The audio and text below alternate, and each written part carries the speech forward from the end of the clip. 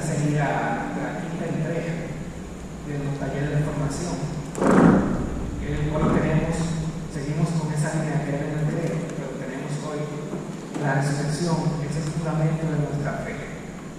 Entonces, como todo lo que hacemos, lo ponemos en manos del Señor y en el nombre del Padre, del Hijo, del Espíritu Santo. Amén. Le pedimos al Espíritu Santo que nos inunde y nos llene, que cree las condiciones propicias para este momento, que se lleve todas las distracciones, los pensamientos que no tengan relevancia en este momento.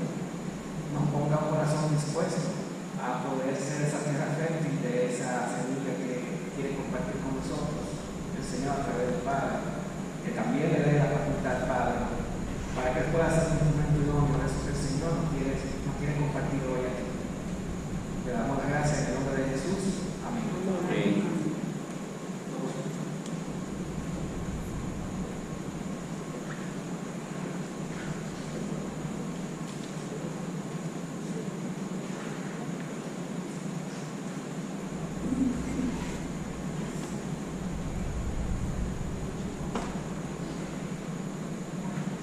Muchas gracias. Somos conscientes de que todos los que estamos aquí a esta hora hemos soportado la gimnasia del tráfico terrible. Hoy parece que era un día especial.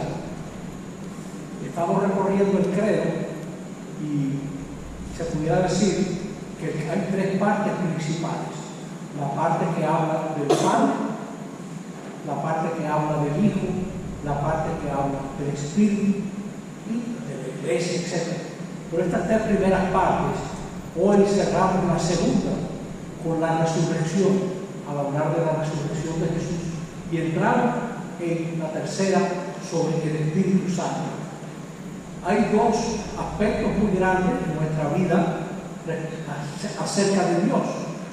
Dios es creador. Dios es creador.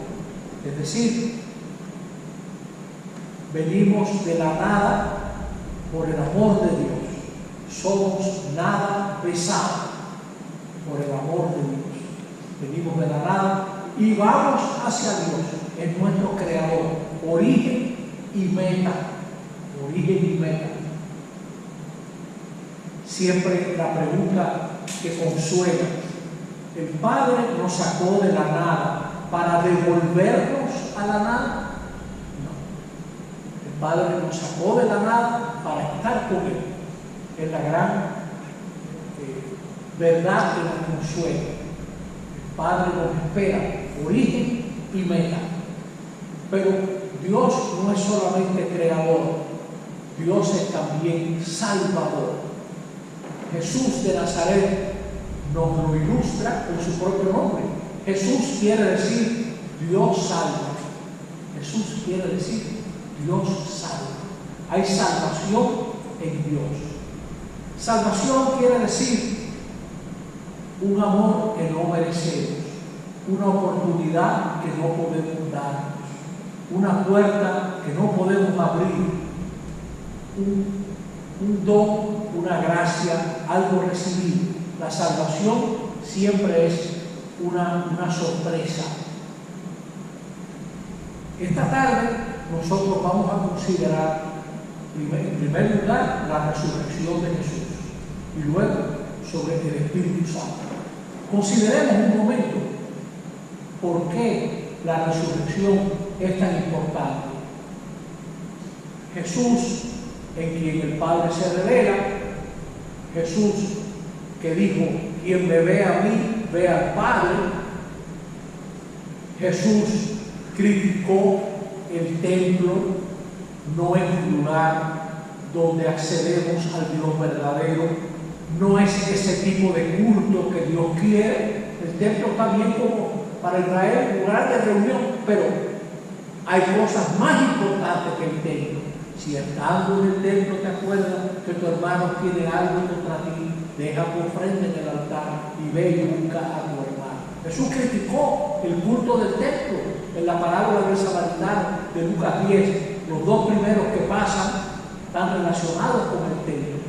Un levita, un hombre que también no iba para el templo, ven al levito y dan un rodeo. Jesús criticó el templo. criticó la ley, todo el capítulo 23 de Mateo. Ustedes, escribas y fariseos, que vuelan mosquitos y se tragan camellos, dice Jesús. Muchas normas, pero poco corazón. Lo repetirá en los 3 sinópticos. Este pueblo, como dijo Isaías, me honra con los labios, pero su corazón está lejos de mí. El legista que no sabe quién es su prójimo, o los que critican a Jesús en Lucas 13 por curar a una mujer en el sábado. Ustedes, si tienen un burro y el sábado lo desatan, y no había que desatar a esta mujer hoy que es sábado de su dolencia, de su enfermedad. Jesús criticó el templo, criticó la ley, criticó las autoridades, y todo eso lo veíamos. La última vez que nos reunimos lo llevó a la cruz. Jesús murió en una cruz. Y Dios se quedó callado, el Padre se quedó callado, no dijo nada, no dio su opinión, dejó así a Jesús en la muerte. Nosotros vamos a ver que el Padre se pronuncia resucitando a Jesús. Al resucitar a Jesús, el Padre aprueba la vida, la prédica, los valores, las actitudes de Jesús. Siempre que venimos aquí cada domingo a celebrar la Eucaristía, estamos diciendo, nos unimos a la acción del Padre que resucitó al que murió en la cruz para nuestro bien. Y decimos, anunciamos tu muerte, proclamamos tu resurrección. Ven, Señor Jesús. Estamos cada domingo que nos reunimos, estamos celebrando esa resurrección de Jesús. Pues eso es lo que vamos a ver ahora, que el Padre, resucitando a Jesús, dijo, ustedes lo crucificaron, pero yo estoy a favor de él. Yo me parcializo a favor de Jesús. Ese es, no hay otro, como dice Pedro en los Hechos de los Apóstoles. No nos ha sido dado otro nombre en quien podamos ser salvos. No nos ha sido dado otro nombre. Que en realidad es un juego de palabras, porque Jesús significa Dios salva. No se nos ha dado otro nombre en quien podamos ser salvos.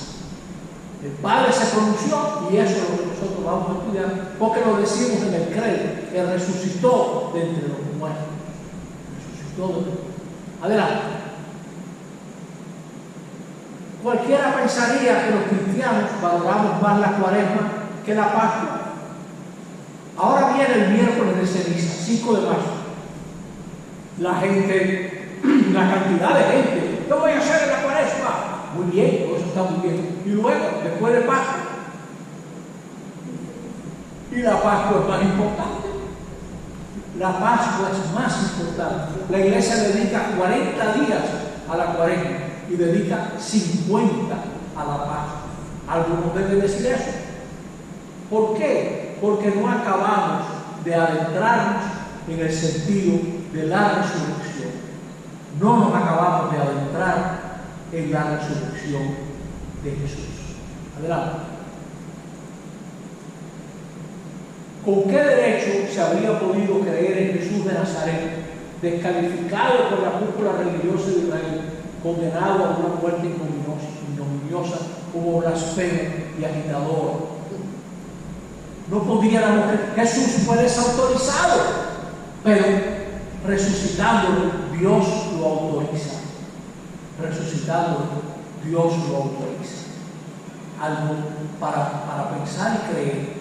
En la resurrección, Dios se está revelando a favor de Jesús. Adelante. Segundo, Jesús ya pasó así. Esta es la que sigue. Muy bien. Jesús fue descalificado, fue señalado como un endemoniado, acusado y condenado a muerte por blasfemo, como revoltoso. No puede haber descalificación mayor que la cruz. La cruz es la gran descalificación. Pero después de la resurrección se bendice por la cruz.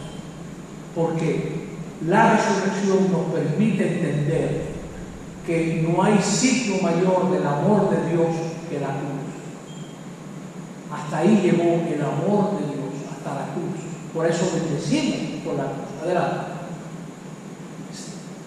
En su experiencia de Jesús resucitado, los primeros discípulos captaron que Dios tomaba partido a favor de Jesús, rehabilitando su causa y su persona. Como dice Pedro, entérese bien todo Israel de que Dios ha constituido Señor y Mesías al mismo Jesús que ustedes crucificaron. Dios lo ha constituido Señor y Mesías. La autoridad judía lo desautorizaron, el Padre lo autoriza. Seguimos. Segundo, la vivencia de la resurrección proveyó a la primera comunidad con las claves de interpretación de las Escrituras. Los evangelios nos presentan muchas veces a Jesús haciendo tal o cual cosa para que se cumpliera la Escritura. Ellos van iluminando la vida de Jesús, pero nunca olvidemos que Jesús es la palabra de Dios. Más que la Escritura, Jesús es la palabra de Dios. A veces los autores de los evangelios dicen, y esto fue para que se cumpliera tal Escritura.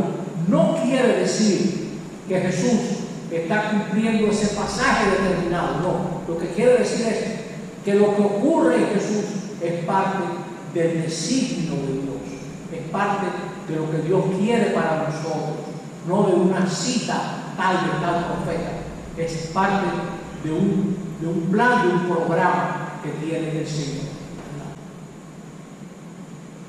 Jesús resucitado es el único verdadero intérprete de las Escrituras.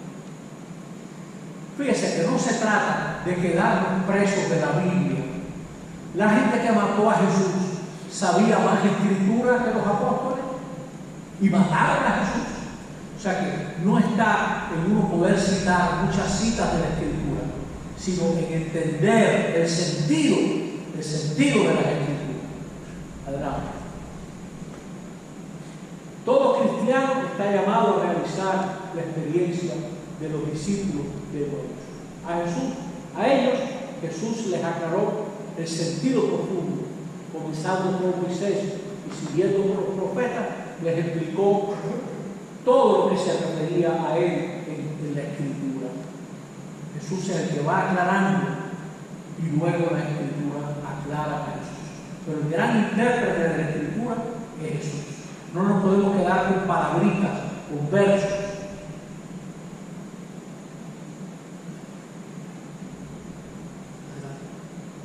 Tercero, desde la resurrección de Jesús, el crucificado, la primera comunidad empezaría a comprender algo que nunca comprenderemos plenamente, ni los cristianos ni la humanidad, que el Mesías tenía que padecer. Eso es algo que nos queda grande. Jesús le dice a los discípulos de Maús, ¿y no tenía que padecer el Mesías? El Mesías en la Escritura es una figura gloriosa.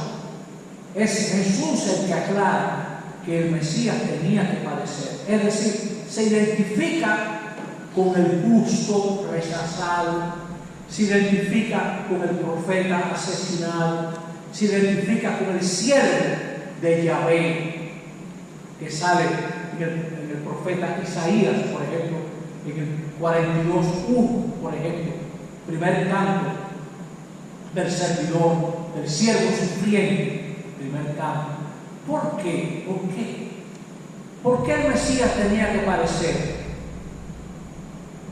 No es que el Mesías esté amarrado por un fatalismo, no es eso.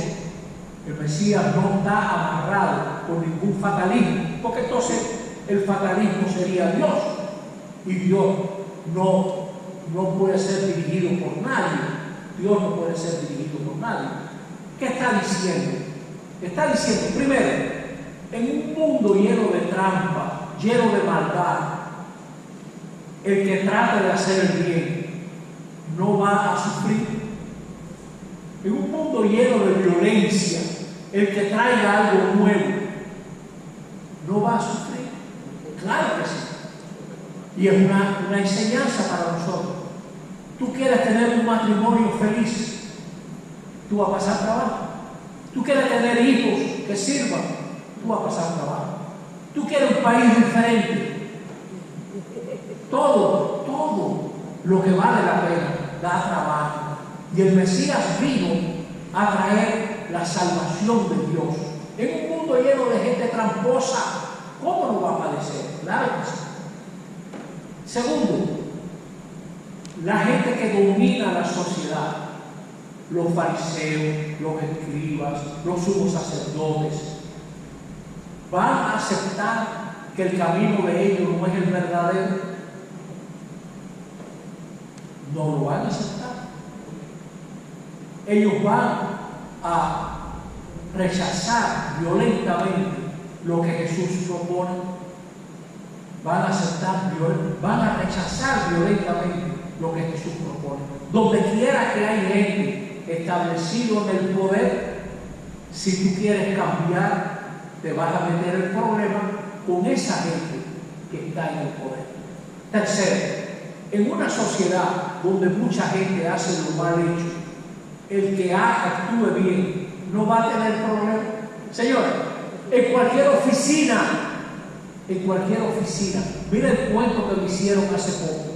Una maestra recién graduada llega a una escuela pública y esa muchacha, con los cuadernos de los muchachos, calificando, hablando con ellos, recomendándole que lean, entregando a tiempo, preparando sus clases, le dice un colega: no trabajes tanto, que nos estás dejando mal. No trabajes tanto, que nos estás dejando mal a todos nosotros.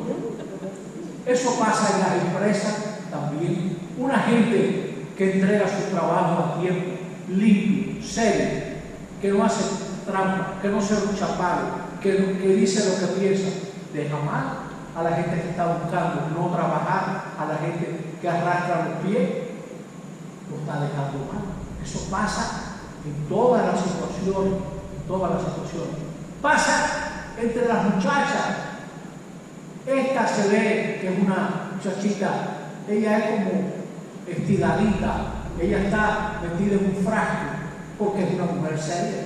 Empiezan a hablar mal de ella y viceversa, los muchachos igual.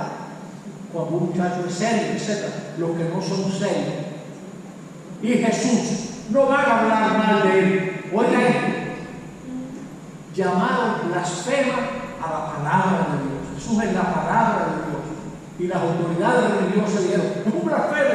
Es decir, no nos conviene el Dios que él predica. No nos gusta el Dios que él predica. Y Jesús, que era un hombre que nunca buscó el poder, lo presenta ante la autoridad romana. Él es un subversivo, él es un agitador. Viene agitando desde Galilea. Así presentan a Jesús.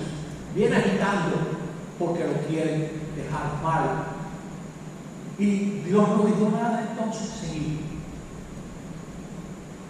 Es decir, todo el que lucha por la justicia va a ser víctima de los poderes dueños de la situación. Siempre hay una discusión.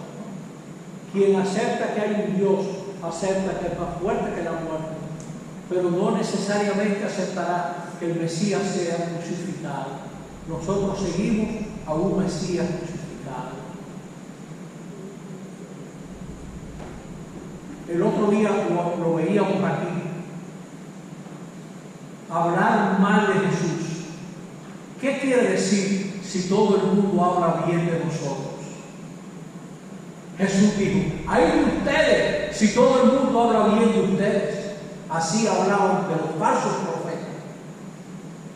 Una iglesia, un grupo de cristianos, que todo el mundo diga: ¡ay sí! ¡Ay qué bien! ¡Qué bonito! Y que nadie tenga problema con ese grupo de cristianos. ¿Está raro eso? ¿Está raro eso? O sea, tú dices: oye, esto que pica, y usted lo maneja tan fácilmente. O sea, que el Evangelio causa problemas. El Evangelio arde en todo lo que está abierto, en todo lo que es herida. Y Jesús pasó. Y nos cuesta trabajo aceptar que el Mesías murió crucificado. Por eso la iglesia dedica 40 días a que la gente se vaya preparando. Señores, prepárense, preparemos que el Mesías murió y resucitó. Vamos a tomar un tiempo para considerar estas cosas. Seguimos. La resurrección es la confirmación del Padre, del camino y de la persona del crucificado.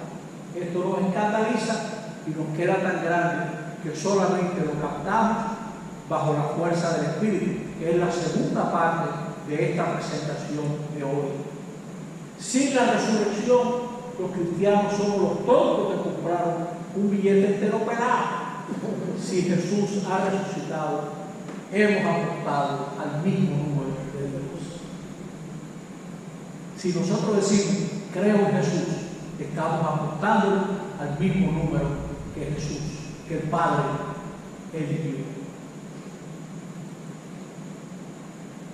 Vamos a completar estas ideas con estos pensamientos de Sesbue, un teólogo francés. ¿Cómo fue que pasaron del desánimo a la fe? ¿Por qué no se disolvió el grupo? ¿Qué los mantuvo unidos? ¿Por qué los cobardes que oyeron ahora lo predican como el viviente? ¿Por qué? La resurrección se aclara cuando queremos responder a esa pregunta. Se puede considerar todos estos temas: la tumba vacía, el mensaje del ángel, el testimonio de las mujeres, las apariciones, la proclamación y el lenguaje de la resurrección, y el testimonio de Pablo y el sentido del mensaje de la resurrección. La tumba vacía no es una prueba. Cualquiera pudo haberse robado un cadáver, es más, eso sale en Mateo. No es una prueba la tumba vacía, así es.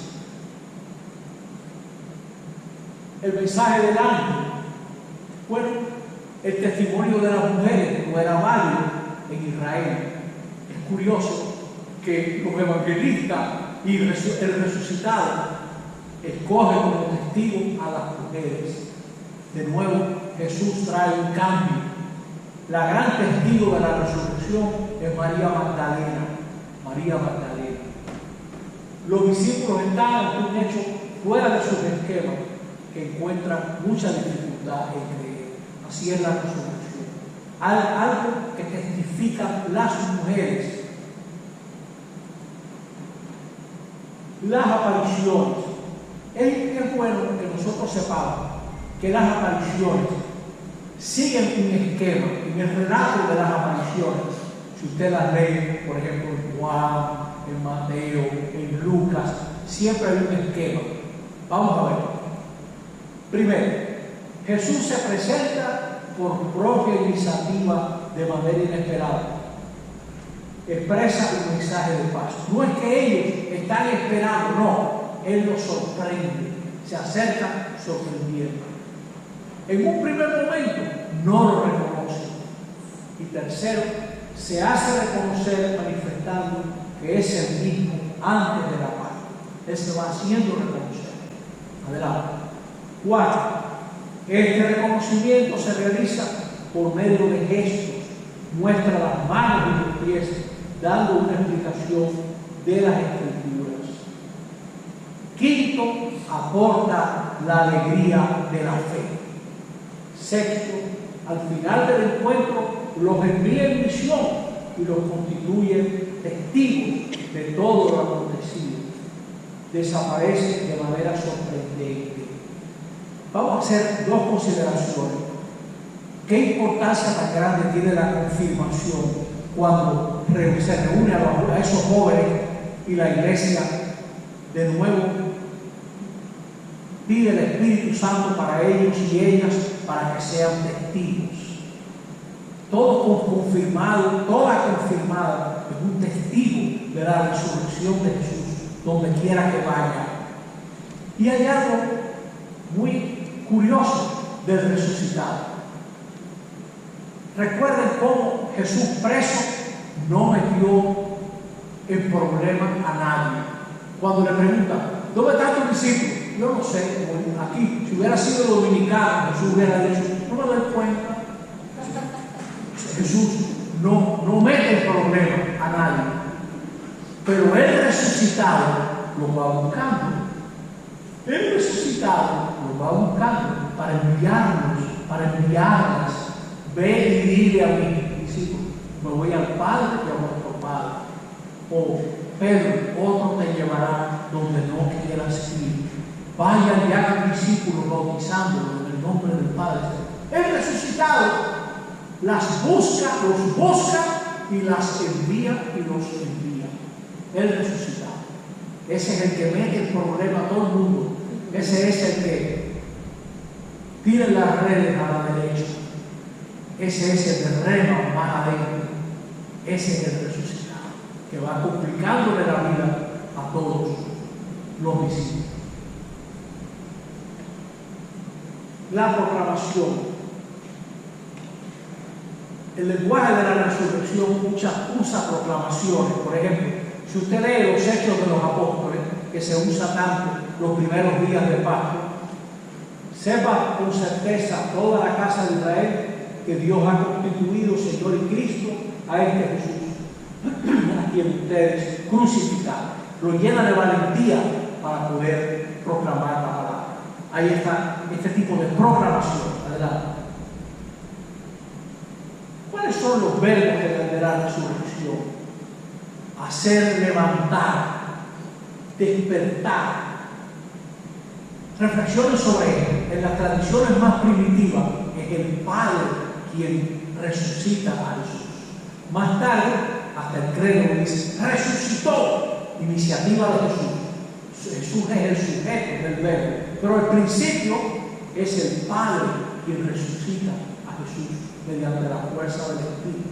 Hay otra comprensión. El testimonio de Pablo, ¿qué pretende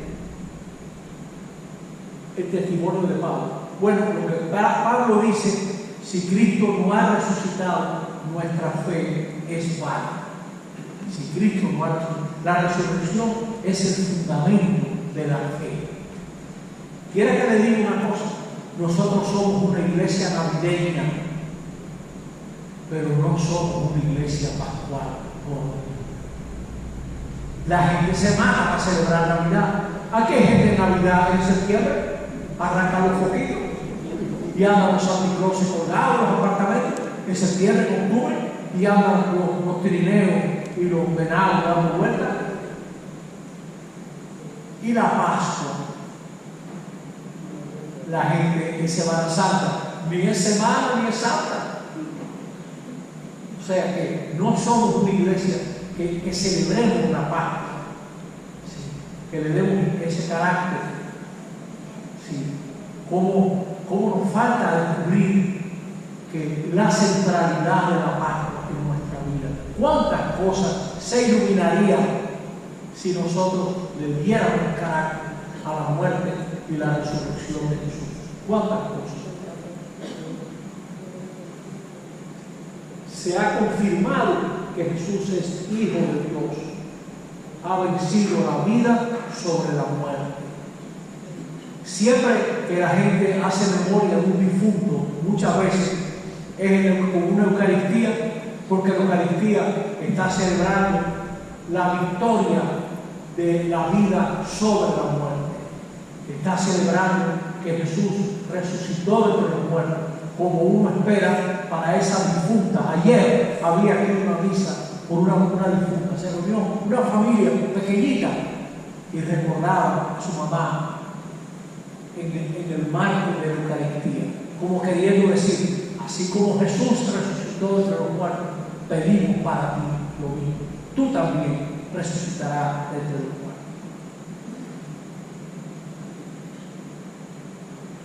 Es verdad que si la tumba vacía no hubiera sido un hecho constatable por todo el mundo, no se hubiera podido predicar la resurrección. Así es. Pero ella misma, como decimos, no es que sea una prueba. Adelante. Dice Pablo, si Cristo no ha resucitado, nuestra fe es vana. Hemos convertido a Dios en un mentiroso y aún estamos en nuestros pecados. Si Cristo ha resucitado, Dios se revela como leal y vencedor de la muerte. Lo que ha ocurrido en el Hijo se cumplirá en nosotros y en toda la creación. Vamos a considerar un momento esto. Una persona que duda si tiene fuerza de perdonar, si es creyente que Jesús resucitó, no puede dudar que el que venció la muerte la ayudará, lo ayudará a vencer el odio, el rechazo, el dolor. Claro que sí. Una persona que enfrenta la enfermedad, esta enfermedad me puede matar, estoy muy desanimada, se acabó mi vida, esa persona puede pensar, también la vida de Jesús se acabó y está junto al Padre. Yo no voy a la nada, voy al Padre, como fue Jesús. Sé de quién me he fiado, como dice Pablo. Puedo cruzar por esa puerta estrecha. Puedo caminar de cara a la noche como caminó Jesús.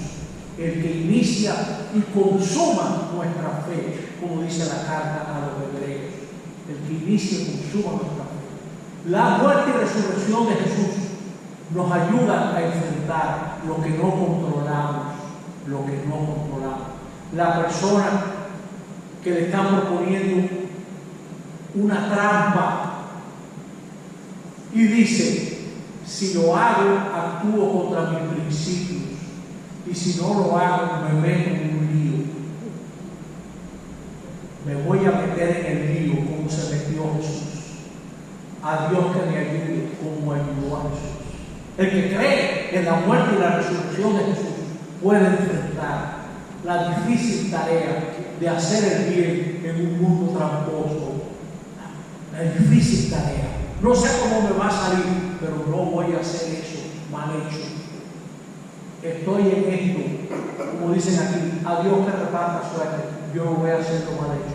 Que Dios me ayude. Que Dios me ayude. Seguimos. A partir de la resurrección de Jesús, se nos revela una nueva idea de Dios. Para Israel, Dios era quien sacó a Israel de Egipto.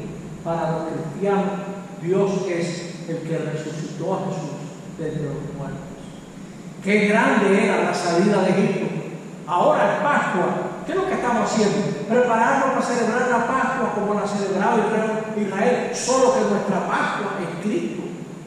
Nuestro Cordero, la cena del Cordero, es Cristo. Nos estamos preparando. El Padre hace suyas la vida y la palabra de Jesús. Jesús es Señor, Jesús es Dios. Todavía no aparece lo que nosotros, los humanos, seremos. La persona que cree en la resurrección dice, entiendo que ese que era sujeto a Jesús es el Hijo. Jesús es el Hijo.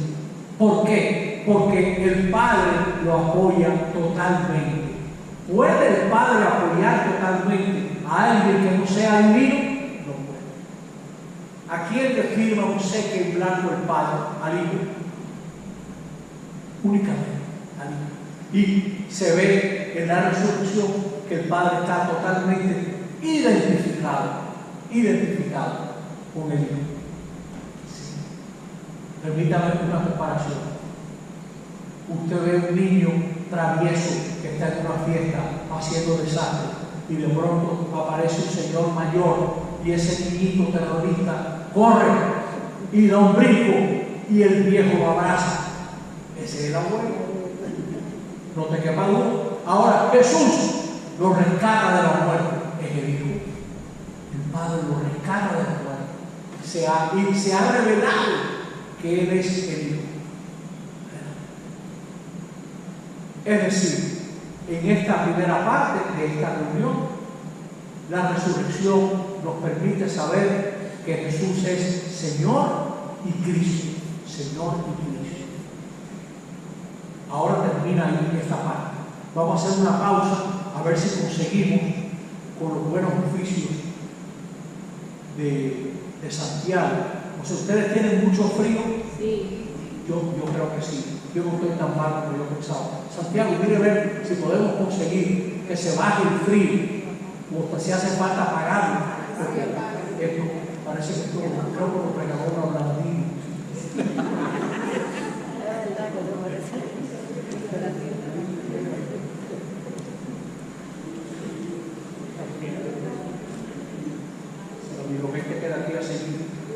vamos saliendo para Cristo Redentor. Muy bien, bueno. Entonces este es el segundo tema de hoy. El otro tema nos colocaba con la comprensión más profunda de Jesús. Lo resucitó entre los muertos. Si yo fuera a resumir esta segunda parte, la vamos a resumir en 2 pasos. Este y este. La cruz tiene 2 partes. El Espíritu Santo nos revela que somos hijos de Dios. Y más interesante, que el Padre nos quiere como hijas, como hijos. El Padre nos quiere como hijas, como hijos. Y estamos llamados a querer a los demás como hermanos. Se nos ha dado el amor de Dios. Como Dios quiere a los demás, nos está llamando a quererlo, porque así realizamos nuestra vocación más profunda. El Espíritu es Señor y dador de vida y hace de nosotros gente que puede dar vida. Gente que puede, como dice Francisco de Asís, donde haya odio, ponga yo perdón. Donde haya duda, fe en ti, Señor. El Espíritu nos ayuda a comunicar todo lo que Dios nos comunica.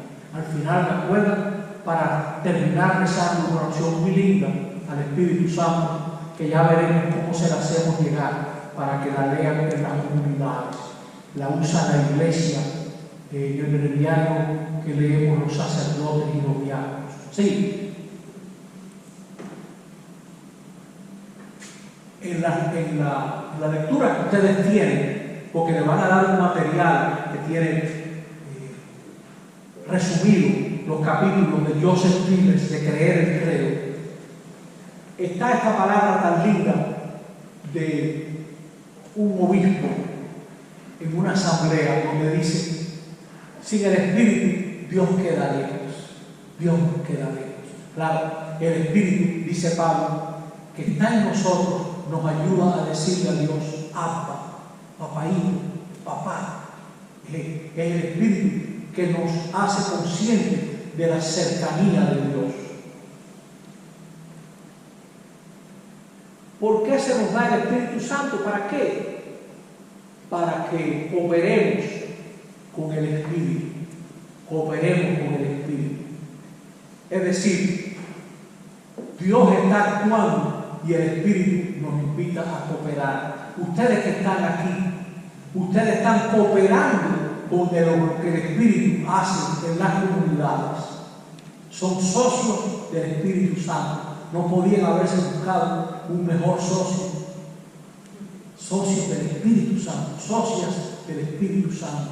Y también el Espíritu hace surgir la novedad en la iglesia. La novedad. Es el que inspira lo nuevo. Como dice la oración que vamos a leer al final: tú nos dictas palabras y razones. Tú nos dictas palabras y razones. Fue el Espíritu, seguro, que le inspiró a Ramón Panay. Panay, métete entre los macorices, aprende su lengua, entiende sus costumbres, habla de Jesucristo. Y ese hombre se fue a vivir con ese grupo de indios. Y de los pocos relatos que quedan de cómo eran los indios de la española, lo escribió él, las antigüedades de los indios. Y él cuenta las leyendas, él cuenta las tradiciones que tenían los indios, y cómo pensaban ellos que se hizo el mar, y por qué el hombre era de una manera y la mujer de otra, y por qué había estrellas. Todo eso él lo cuenta, porque el Espíritu le inspiró a meterse ahí. ¿Sí?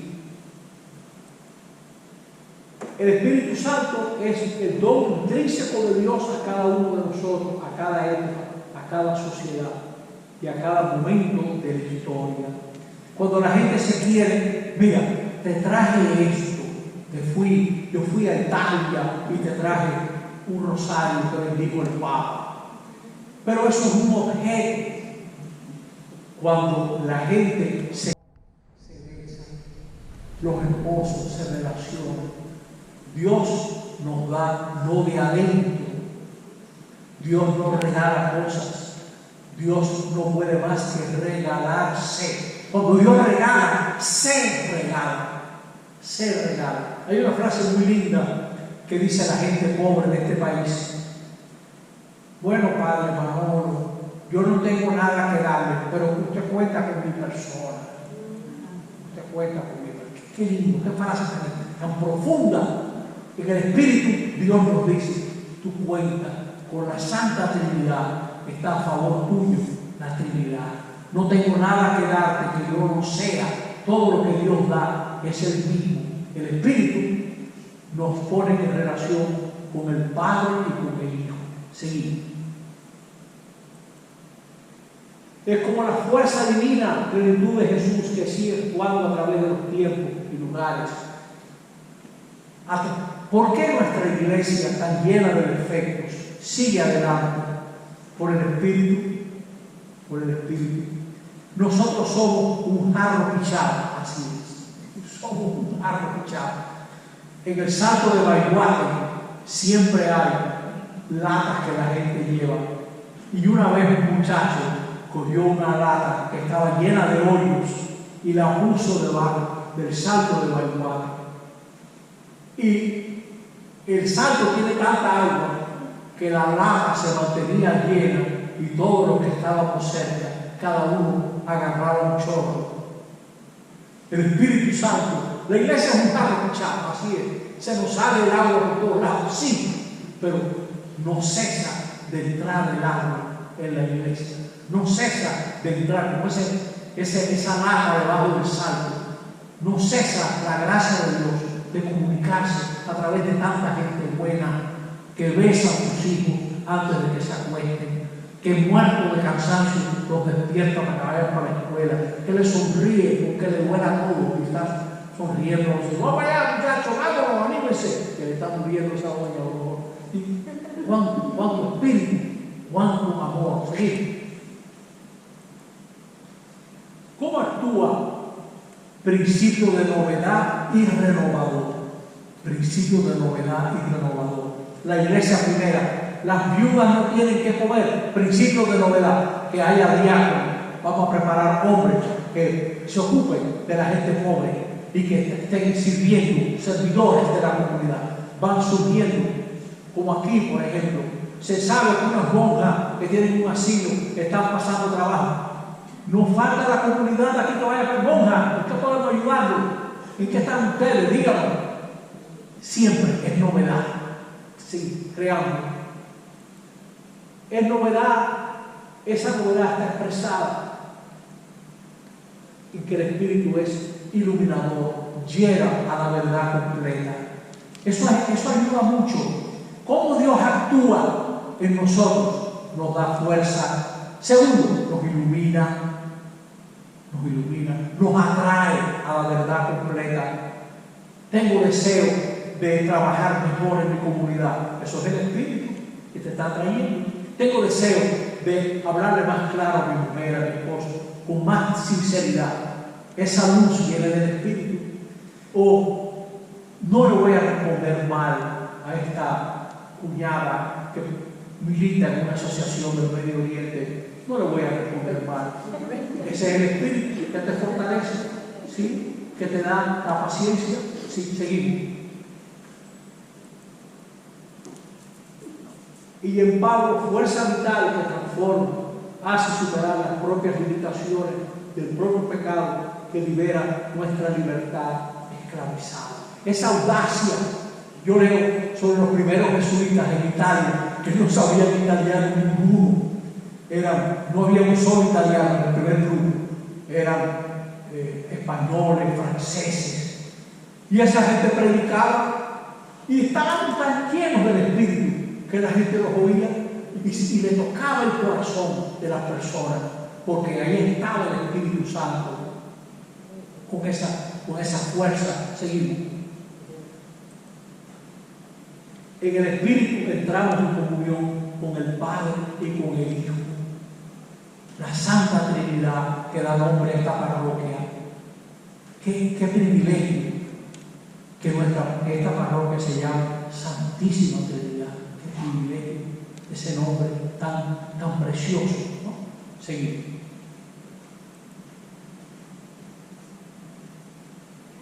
El problema no es que no sepamos orar, sino que no sabemos cómo situarnos delante de Dios. Jesús nos ayuda. Van a orar, digan, Padre, Dios es Padre, antes de que tú lo quieras, te está queriendo. Nuestro, no es mío, que estás en el cielo. No te voy a hacer trampa. Voy a orar bien. Mientras yo sepa que Dios no te puede hacer trampa, voy a orar bien. Estás en el cielo, me quedas grande, eres trascendente, me superas para mi bien. Como se aparta la tierra del cielo, así tus designios de mis designios. Fíjense, con tres palabras: Padre nuestro que estás en el cielo. Nos sitúa para orar. Nos sitúa. Como dice el Padre William, me gusta mucho, cuando celebra la misa, dice, pongámonos en la presencia del Señor. Dice también, los rasallistas dicen mucho eso también. Busquemos la presencia del Señor. San Ignacio de Loyola, en todas las oraciones, pongámonos en presencia de Dios.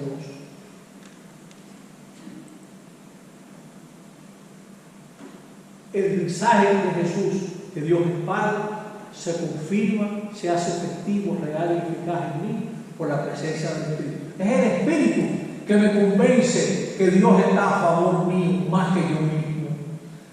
Dios es Padre. Abba, Dios es Padre. Seguimos. El Espíritu es principio de libertad. Es principio de libertad. Entendámonos. Estamos muy condicionados. Muy condicionados. Este país ha sufrido tanto en su historia, mañana la independencia nacional, ha sufrido tanto de los haitianos. El Espíritu nos libera. Ellos han actuado mal en la historia. Yo no tengo que actuar mal. El Espíritu me libera de venganza, de odios. El Espíritu libera. Este muchacho se ha portado mal. Yo no tengo que portarme mal. O todo el mundo está buscando un cuarto. El Espíritu me libera. Yo no tengo que dirigir, orientar mi vida nada más a buscar cuarto. O hay que tener novio, hay que casarse. Espérese, tiene su momento. El Espíritu me libera de esas compulsiones, ¿no? Hay que casarse con la mujer que nunca mejor. Eso no es lo que te conviene, papá. A lo mejor la que luce mejor te va a votar en 2 meses. O sea, el Espíritu te libera de muchas falsas expectativas. La libertad. ¿Qué cosa quiere decir la libertad? Un día hablamos de eso. Es poder realizar tu originalidad. Esa originalidad que viene de Dios, el Espíritu, te ayuda a desplegarla. Esa originalidad es el que te da. Donde hay Espíritu, hay libertad. Pablo mismo se daba cuenta que él quería el bien y acababa haciendo el mal, porque somos tramposos. El Espíritu nos ayuda a salir de esa trampa. Por eso en el bautizo la iglesia ora por la niña, el niño, y le pone aceite en el pecho. Que el Espíritu te fortalezca contra el mal para que seas libre. El pecado original es un obstáculo interior que llevamos en nosotros mismos. Experimentamos que no somos absolutamente libres para ser lo que deberíamos ser, lo que quisiéramos ser. Pero el Espíritu viene a librarnos. Llevamos una maldad. Por default tenemos allá adentro algo, un virus que nos hace daño. Avaricia, egoísmo, búsqueda de poder, búsqueda de reconocimiento, protagonismo falso, búsqueda de cámara que nos hace daño. Seguimos.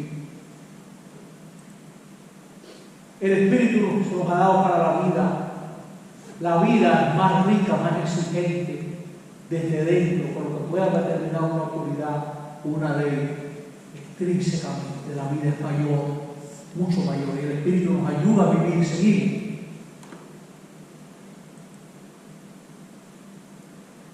Contra la anarquía, el caos.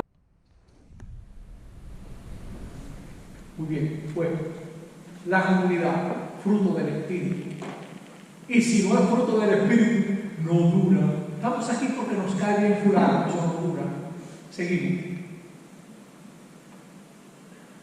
Da esperanza el Espíritu. Ahora que estamos en este año del jubileo de la esperanza, el Espíritu da la pasión por lo posible.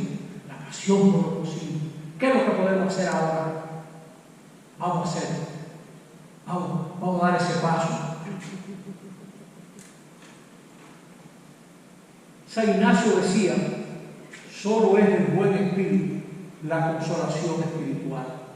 De pronto tú te estás animando, de pronto tú dices, bueno, yo estoy vuelto un enredo, pero estoy perdido, sí, pero el Señor me está buscando. Yo no sé ni dónde estoy, no sé, pero Él me está buscando. Para algún lado salimos a camino. Ese aumento de fe, de esperanza, de amor, ese aliento, ánimo, eso viene de Dios. Ese aliento viene del Espíritu. Dios es nuevo, sigue creando. Podemos esperar lo inesperado, algo que procede del amor que nos tiene. Es optimista porque el Espíritu se halla presente en la Iglesia y en el mundo, el Concilio y el Papa. Este era el cardenal Súnez. Yo no sé cuántos recuerdan ustedes del Vaticano II, que ahora se van a cumplir 60 años que terminó el Vaticano II. Yo en ese momento tenía, cuando empezó, 17 años. Cuando terminó, 20 años. Y yo recuerdo a Súnez. El concilio vivió momentos de mucha desesperación. Iba muy lento, al principio no se aprobó nada, etc. Y Súnez dice, señores, el Espíritu Santo nos dirige. Usted verá, ¿quién iba a decir que íbamos a tener un Papa Juan que lo eligieron para que se muriera? Un viejito. Cuando le preguntaron en París, ¿quién es este Roncalli? En Roma le dijeron, un viejo, un vejestorio. Le dijeron, un vejestorio, cuando era nuncio en París. Después fue patriarca en Venecia y después lo eligieron papa. Y ya era vejestorio cuando estaba en París. Ese fue el hombre que hizo el Vaticano II por el Espíritu Santo. Por eso dice Súnez, señores, ¿por qué creer que el Espíritu se ha agotado? Dichosos los que pagan el precio de hacer feliz sus sueños. Dichosos. Seguimos. ¿Qué es lo que hace el Espíritu? Estamos en las últimas diapositivas de esta segunda parte, que ya termina. Después de los comentarios y preguntas. Primero, estará siempre con ustedes. No nos abandona. Como los pajaritos no abandonan su nido, no abandonan sus pichones, no nos abandonan. Seguimos. Les enseñará y les recordará todo. Les enseñará y les recordará todo. Nos va ayudando. Seguimos. Tercero, dará testimonio y ustedes darán testimonio de mí. Los ayuda a dar testimonio. Adelante. Cuarto, establecerá la culpabilidad del mundo, es decir, hay valores en esta sociedad que nosotros no compartimos. Son las actitudes que llevaron a Jesús a la muerte. La prepotencia, la arrogancia, la soberbia, el creerse mejor que nadie, etc. Eso, el egoísmo, el confort, la falta de solidaridad, no la compartimos. Nada de eso. Nada. Él les llevará a la verdad plena, poco a poco, nos va llevando a la verdad plena. Sí, adelante. Y finalmente, ese espíritu se nos da para la misión. No es un lujo, se nos da para que así como Jesús se metió en problemas, nosotros nos metamos en problemas también. Creo que esta es la última de esta segunda parte. Muy bien. Pues entonces, amigos queridos, ¿qué ustedes quieren preguntar, o comentar, o decir? Con mucho gusto lo compartimos.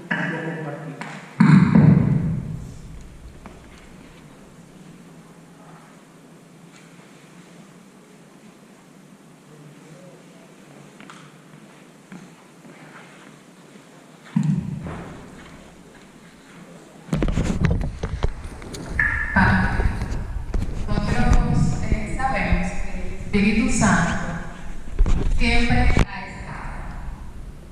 Desde el Antiguo Testamento oímos que el Espíritu en la creación del mundo volaba por arriba. Siempre sabemos de su existencia. ¿Cuál es la diferencia entre ese Espíritu y el Espíritu que nos deja Jesús?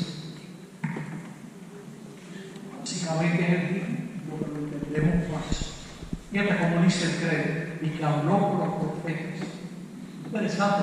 O sea, los cristianos descubrieron, los cristianos descubrieron que ese mismo que había actuado tantas veces es aquel que procede del Padre y del Hijo.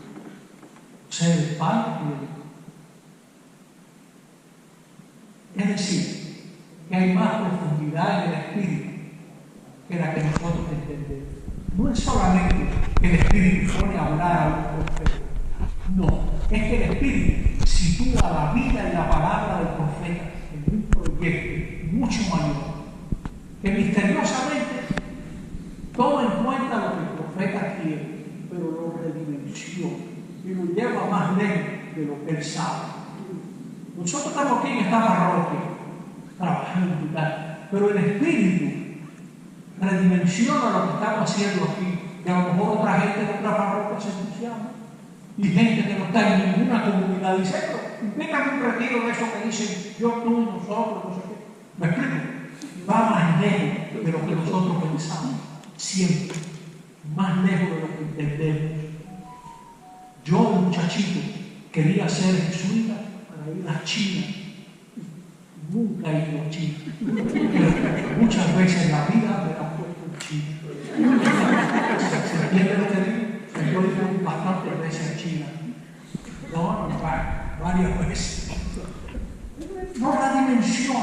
Ese es el mismo Espíritu de Jesús. Que ahora, desde el Vaticano II, somos más conscientes del Espíritu. Y el movimiento de la renovación ha ayudado mucho a la Iglesia a darse cuenta de la acción del Espíritu. ¿Dónde está lo interesante? Eso está muy descuidado. ¿Dónde tenemos que tener cuidado? Lo interesante es que el Espíritu siempre nos lleva al crucificado. El Espíritu no dice nada de sí mismo, sino de nosotros. No es el Espíritu del Espíritu.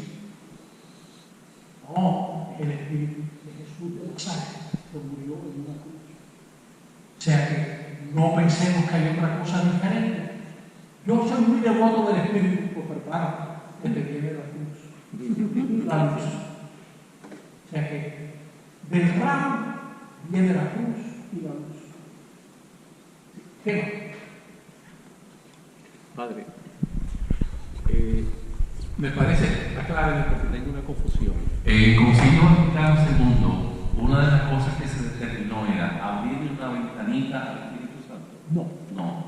El Vaticano II, los que produjeron los documentos, se hicieron más conscientes de la acción del Espíritu. La Iglesia, antes del Vaticano II, necesitó ser una iglesia jurídica, estructurada, porque la Iglesia luchó mucho, tuvo muchos enemigos, gente, no creemos en lo sobrenatural, no creemos en Jesús, el Papa no sirve, los obispos continuamente atacados, y la Iglesia se organizó, se estructuró, pero nos olvidamos que lo que da fuerza a la Iglesia no son las estructuras, sino el Espíritu, que alienta todo esto. Altamente, sí. También es bueno explicar esto, mire. En algún momento le haría bien estudiar los concilios de la Iglesia, etc. Porque al principio no eran tan conscientes el Espíritu era divino. El Espíritu es tan divino como el Padre y como el Hijo. Por eso el credo dice, es Señor. El Padre es Señor, el Hijo es Señor, el Espíritu es Señor, tirador de vida. Es Señor, es decir, es tan divino como el Padre. ¿Por qué? Porque nadie puede darnos a entender el Padre y el Hijo si el Hijo no es divino. No puede, nadie puede presentar al Padre y al Hijo si el mismo no es divino. El Espíritu es divino, porque había gente que no creía en la divinidad del Espíritu, ¿no? Y creo que en el primer concilio de Constantinopla, 381, el Espíritu es Señor y dador de vida. La Iglesia se hace consciente. Bien, como que los mismos llegan a pagar el año, pero no se puede pagar muy al principio. La oración que le recordamos. La oración. Sí, está bien. Pues vamos a hacer la oración, pues ponemos de pie.